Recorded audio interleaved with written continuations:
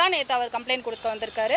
கடந்த மகளிர் தினத்தன்னைக்கு வந்து அவரோட ஸ்பீச்சில் வந்து அவர் பெண்களை எந்த அளவுக்கு மதிக்கிறாரு அப்படின்றது தெரிய வந்தது.